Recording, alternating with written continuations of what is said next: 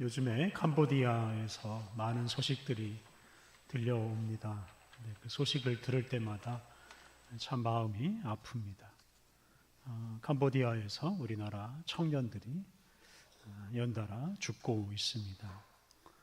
현재 1000여 명이나 되는 우리나라 사람들이 그 캄보디아에서 사기를 비롯한 보이스피싱을 비롯한 여러 가지 범죄를 저지르고 있다고 합니다.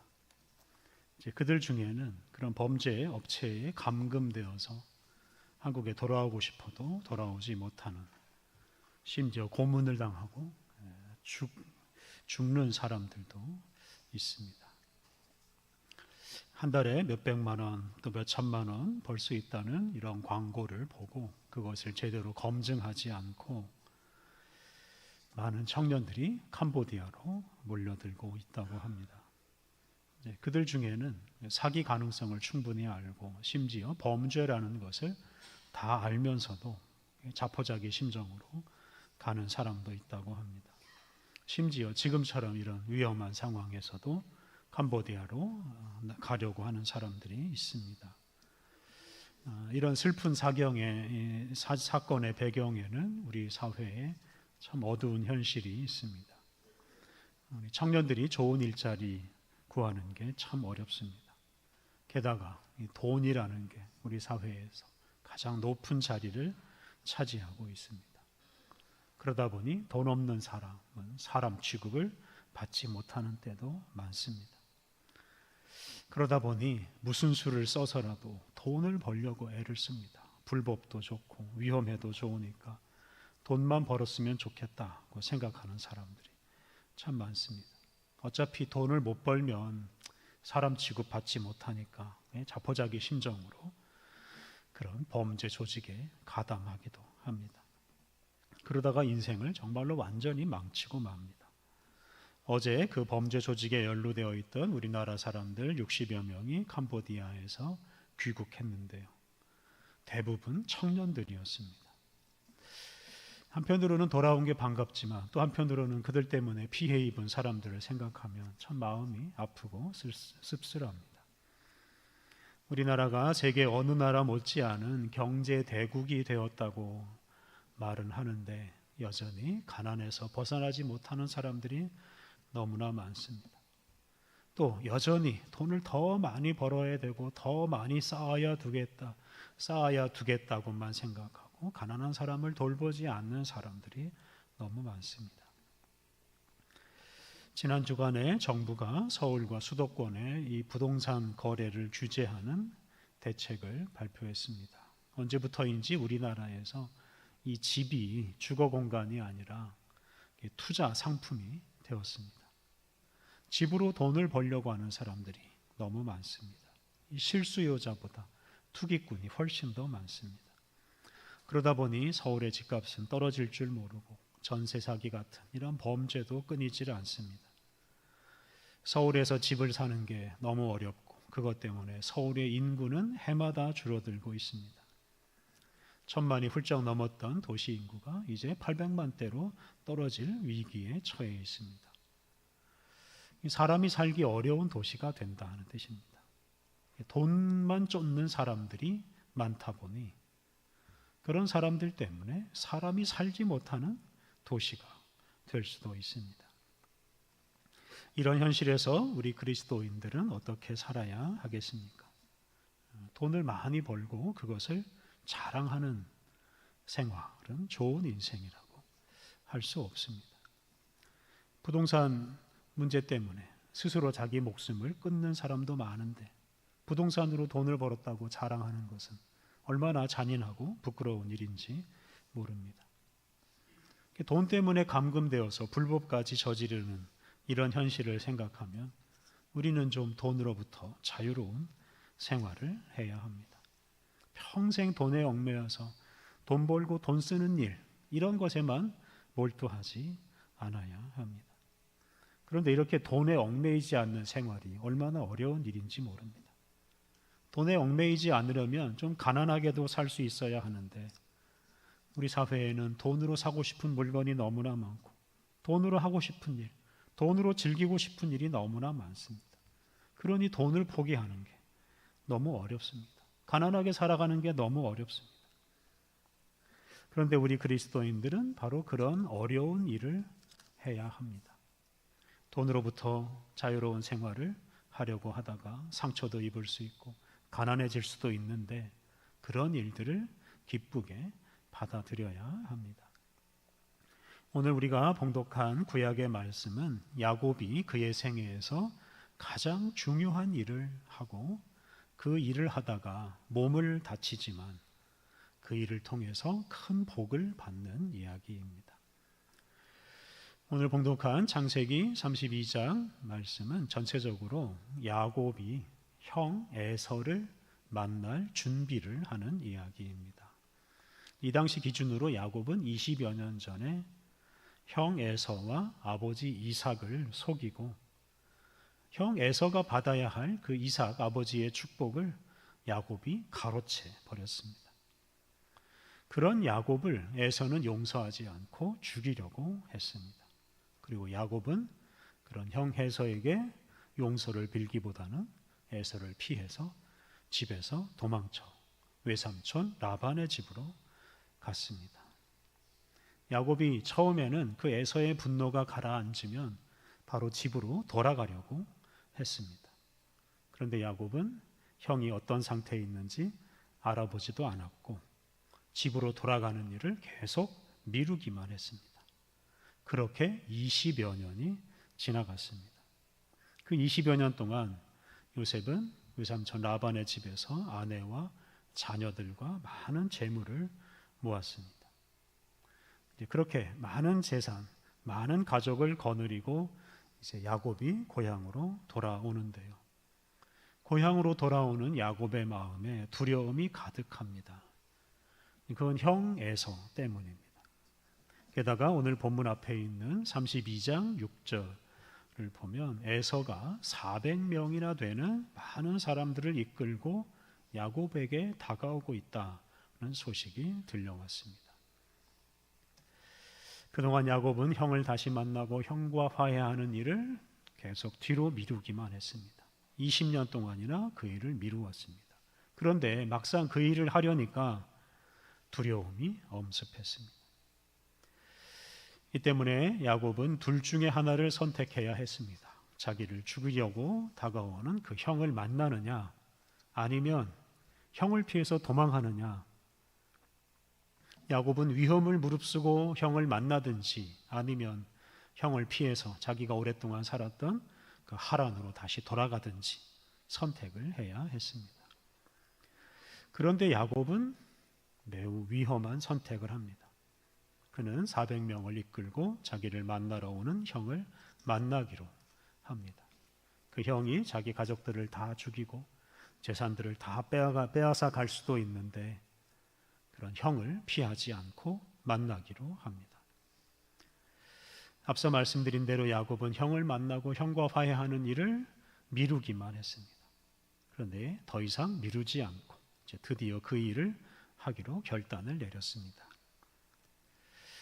야곱이 형 에서를 만나기로 하는 이 결단은 매우 위험한 일이지만 꼭 해야 하는 일이었습니다. 특히 하나님으로부터 가나안 땅을 약속받은 사람으로서 그 가나안 땅에서 살기 위해서는 이 형 에서를 피할 수가 없었습니다. 형 에서와 만나야 했고 형 에서와 화해해야 했습니다. 그래서 야곱은 드디어 그 일을 하기로 결단을 내린 것입니다. 오늘 본문에서 우리가 먼저 주목할 점이 바로 이것입니다. 우리 인생에서 우리가 꼭 해야 하는 중요한 일이 있습니다. 물론 그 일은 각 사람마다 다르겠습니다만 그 중요한 일을 어렵다거나 위험하다거나 하기 싫다 이런 핑계를 대면서 뒤로 미루기만 해서는 안 된다 하는 점입니다. 특히 가까이 있는 사람과 화해하는 일은 뒤로 미루지 않아야 합니다. 그러다가 우리 인생 전체가 망가질 수도 있기 때문입니다. 안전한 일, 쉬운 일, 재미있는 일, 하고 싶은 일 이런 일만 쫓다가는 우리 인생이 그냥 빈 껍데기 인생이 될 수 있습니다. 만약에 야곱이 자기를 만나러 오는 그 형이 무서워서 형을 피해서 다시 하란으로 도망했더라면 어떤 일이 일어났겠습니까? 그가 이스라엘 민족의 조상이 되는 일은 없었을 것입니다. 성경에 그의 이름이 기록되지 않았을 것입니다. 여러분은 혹시 미루어 둔 일이 없으십니까? 하기 싫다고, 어렵다고, 위험하다고, 그래서 포기한 일은 없으십니까? 그렇게 미루어 둔 일 때문에 여러분의 인생이 미완으로 끝날 수도 있고 하나님의 뜻이 이루어지지 않을 수도 있습니다. 오늘 본문에 나오는 야곱처럼 힘들더라도 위험하더라도 지금 이 순간이 그동안 미루어 두었던 일을 하기에 가장 적합한 시기라고 여기고 그 일을 시작하시면 좋겠습니다. 그런데 야곱이 형을 만나기 전에 매우 중요한 일을 합니다. 그것이 바로 오늘 본문에 나오는 이야기입니다. 야곱이 형을 만나기 전에 그 중요한 일을 함으로써 야곱은 그 무서운 형을 즐겁게 만나게 됩니다. 그 중요한 일이 무엇이냐면 바로 기도입니다. 오늘 본문 22절, 23절 말씀은 야곱이 기도할 준비를 하는 이야기입니다. 야곱은 아내와 자녀들을 포함한 집안 식구들을 자기 먼저 그 야복나루를 건너게 합니다. 또 가축을 비롯한 자신의 소유물들도 자기로부터 다 멀리 떠나보냅니다. 이제 그 후에 야곱 혼자서 그 야복나루에 남아서 하나님께 기도를 드립니다. 야곱이 가족과 재산을 다 떠나보내고 홀로 남아서 혼자서 하나님께 기도했다는 점이 중요합니다. 사실 야곱은 20년 동안 모은 그 가족과 가축을 비롯한 재물을 형에게 빼앗기는 것을 두려워했습니다. 야곱은 자기가 목숨을 잃는 것보다 자기 가족과 자기가 수고해서 얻은 그 재산을 빼앗기는 것을 더 두려워했습니다. 그래서 오늘 본문 앞에 보면 자기의 재산 일부를 떼내어서 그 에서에게 먼저 보냈습니다. 그러니까 에서에게 자기 재산을 좀 나누어 주더라도, 자기 재산을 좀 빼앗기더라도 에서와 타협해서 자기 재산을 조금이라도, 일부라도 지키려고 애를 썼습니다. 그런데 그렇게 야곱이 소중하게 여기는 가족들, 재산들을 야곱이 멀리합니다. 그것들과 떨어졌습니다. 그것은 야곱이 가족과 재산을 지키는 일을 중단했다는 뜻입니다. 여기에 두 가지 의미가 있습니다. 첫째는 야곱이 에서를 만나 화해하는 일에 있어서 가장 중요한 것은 자기 자신이라는 사실입니다. 야곱과 에서의 관계에서 그 야곱의 자녀들, 또 야곱이 모아놓은 재산, 이것은 부차적인 것이라는 뜻입니다. 두 사람이 각자 자신의 잘못을 인정하거나 또는 상대방의 잘못을 용서하는 것, 그것이 중요합니다. 그래서 재물이나 가족을 핑계로 그것을 문제 삼아서 자기 잘못을 인정하지 않거나 화해하는 것을 뒤로 미루는 것은 좋지 않은 일입니다. 그래서 야곱은 모든 문제를 자신과 에서의 문제로 단순화하고 에서와 관계를 회복하기 위해서 가족과 재물까지 포기하는 결단을 내렸습니다. 다시 말해서 야곱은 가족이나 재물과 관계없이 에서와 화해하기로 결심을 한 것입니다. 이렇게 야곱은 재산이나 가족을 지키는 사람이 아니라 에서의 동생으로서, 형제로서 에서를 만나기로 하였습니다. 야곱이 가족과 재산을 먼저 보내고 홀로 남았다는 것의 두 번째 의미는 야곱이 재산이나 재물 문제는 접어두고 하나님 앞에서 오직 자기 자신을 위해서 또 자신의 문제를 위해서 기도하였다는 것입니다. 야곱은 하나님께 자기 가족과 재산을 지켜달라고 기도하지 않았습니다. 야곱은 형 에서의 마음을 변화시켜달라고 기도하지 않았습니다. 야곱은 자신을 둘러싼 상황이나 자신을 둘러싼 사람들이 변화되기를 기도하지 않고 다만 자기 자신의 변화를 위해서 기도합니다. 모든 문제를 하나님과 자신의 문제로 단순화하고 자신이 하나님 앞에서 바른 사람이 되기를 기도합니다. 형 에서를 담대하게 만날 수 있는 사람, 형 앞에서 용감하게 자기의 잘못을 고백하고 인정하는 사람, 형과 화해하는 사람, 그런 사람으로 변화되기를 기도합니다. 여기서 우리의 기도 생활을 반성해 볼 필요가 있습니다. 우리는 우리 주변의 상황이 변화되기를 기도할 때가 많습니다. 어렵고 힘든 일은 당하지 않고 좋은 일만 만나기를 기도합니다. 부자가 되게 해달라는 기도 역시 마찬가지입니다. 그런데 엄밀하게 말하면 그런 기도는 자기를 위한 기도가 아닙니다. 자기를 변화시키기 위한 기도가 아니라 단지 자기를 둘러싼 상황이 변화되기를 위한 기도입니다. 그런 기도이기에 그런 기도는 자신에게 아무런 유익이 없습니다. 그런 기도를 통해 자기가 변화되지 않기 때문입니다. 저는 바로 이러한 측면에서 오늘 본문을 묵상해 보았습니다. 오늘 본문은 야곱이 모든 것을 제쳐두고 홀로 하나님 앞에서 자기를 위해서 기도를 드리는 이야기입니다. 오늘 본문은 사실 이해하기가 쉽지 않습니다. 야곱이 기도를 시작할 때 한 사람이 등장해서 야곱과 씨름을 합니다. 그런데 그 기도 마지막 부분을 보면 그 사람이 하나님으로 변해서 야곱에게 복을 줍니다. 그래서 야곱의 기도에 등장하는 이 사람이 1인 2역을 하고 있습니다. 먼저 그 사람의 첫 번째 역할을 살펴보겠습니다. 야곱이 기도를 시작했는데 이 기도가 말이 아닙니다. 어떤 사람과 밤새도록 씨름을 합니다. 우리 성경은 야곱이 어떤 사람과 씨름을 했다 이렇게 표현했는데 아주 점잖은 표현입니다. 이게 씨름이 아니라 이게 주먹질을 했다, 격투기를 했다, 싸웠다 이렇게 표현할 수도 있습니다.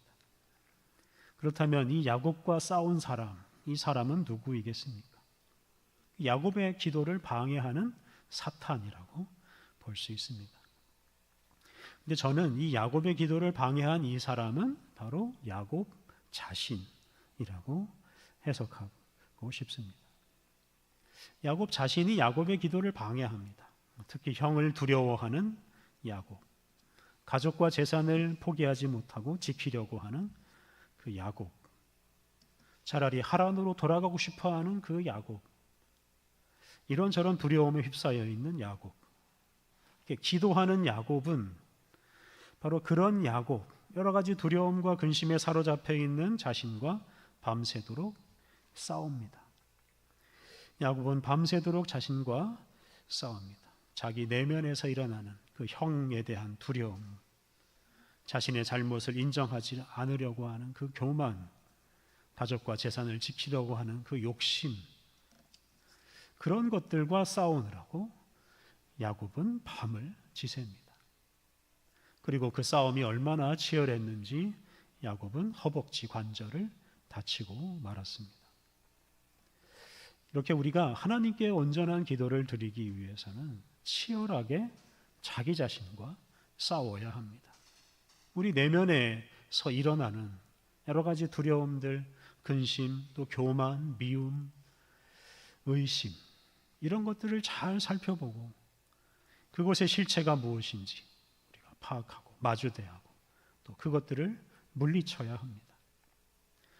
그것 때문에 우리 자신이, 우리의 몸과 마음이 다치는 일이 있더라도 끝까지 잘 싸우고 물리쳐야 합니다. 야곱은 비록 부상을 당하긴 했지만 결국 자기와 싸우는 그 사람을 이깁니다. 다시 말해서 야곱은 자기 자신을 이겼습니다. 야곱이 자신을 이겼다는 뜻이 무엇이겠습니까? 자기 내면에서 일어나는 두려움과 교만과 욕심과 의심을 다 물리치고 이겼다는 뜻입니다. 형에 대한 두려움, 잘못을 인정하지 않으려는 교만, 가족이나 재산에 대한 욕심을 다 물리치고 극복했다는 뜻입니다. 다시 말해서 야곱은 형을 피해서 20년 동안 도망다니며 피해 다녔던 그런 과거의 야곱을 극복하고 그 야곱에서 벗어나게 되었습니다. 이렇게 야곱이 밤새 기도하면서 자신과 싸워 이김으로써 야곱은 새로운 사람이 됩니다. 이제 그런 사실을 오늘 본문 27절, 28절에서 하나님께서 야곱에게 확인해 주십니다. 이 부분이 야곱의 기도에 등장하는 사람의 두 번째 역할입니다. 27절, 28절을 보면 밤새도록 기도한 야곱에게 그 사람이 복을 줍니다. 27절, 28절 그 사람이 그에게 이르되 내 이름이 무엇이냐? 그가 이르되 야곱이니이다. 그가 이르되 내 이름을 다시는 야곱이라 부를 것이 아니요 이스라엘이라 부를 것이니 이는 내가 하나님과 및 사람들과 겨루어 이겼음이니라. 야곱과 씨름한 사람이 야곱에게 복을 주는데요. 이제 뒤에 나오는 내용을 보면 복을 주는 이 사람이 바로 하나님이십니다. 바로 그 하나님께서 야곱의 이름을 이스라엘로 바꾸어 주십니다. 사람의 이름이 바뀐다는 것은 그 사람이 새로워진다는 뜻입니다. 야곱이란 이름의 뜻은 발꿈치 또는 발꿈치를 잡다 또는 속이다 이런 뜻입니다. 반면에 이스라엘이란 이름은 하나님과 겨루다, 하나님이 다스리신다 이런 뜻입니다. 이름의 뜻이 완전히 다른 것처럼 야곱은 그 야복 나루에서 밤을 새우며 기도하는 중에 야곱이라는 사람에서 이스라엘이라는 사람으로 변화되었습니다. 이렇게 야곱은 완전히 새로운 사람이 되었습니다. 앞서 말씀드린 대로 야곱은 과거의 자신과 싸워 이겼고 그 결과 새로운 사람이 되어서 새로운 미래를 열어가게 되었습니다. 새로워진 이 야곱의 이름 이스라엘은 야곱 개인의 이름이 아니라 이스라엘 민족의 이름이 됩니다. 야곱이 기도를 마친 후에 자기는 다름 아닌 하나님을 만났다라고 고백합니다. 30절 말씀 제가 봉독하겠습니다.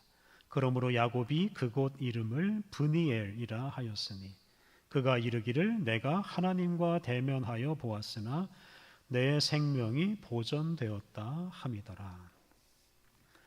이 브니엘이란 단어의 뜻은 하나님의 얼굴입니다. 야곱은 자기가 대면한 사람이 하나님이시라는 것을 깨닫고 특히 그 하나님을 보고도 하나님을 만나고도 살아남은 것을 기억하면서 자기가 싸우며 기도한 그곳의 이름을 브니엘이라고 불렀습니다. 이렇게 야곱은 치열하게 기도하면서 하나님을 만나는 복을 받았습니다. 많은 우리 신앙의 선배들은 기도의 궁극적인 목적은 바로 하나님을 직접 뵙는 것이라고 합니다. 하나님을 뵙는 것을 지복, 가장 큰 복이라고 하였습니다. 이걸 지복, 직관 이렇게 부릅니다. 야곱은 기도를 통해서 신앙생활에서 누릴 수 있는 가장 큰 복을 누렸습니다. 이어지는 내용을 보면 야곱은 두려움 없이 형 에서를 만나고 형과 화해합니다. 자신이 사랑하는 가족들과 재산도 다 지켜냅니다.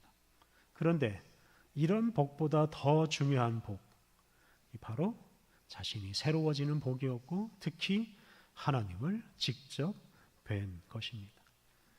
하나님을 직접 뵙고도 죽지 않은 것입니다. 다시 말하면 하나님을 대면할 수 있는 하나님 앞에서도 떳떳할 수 있는 그런 거룩한 사람이 된 것입니다.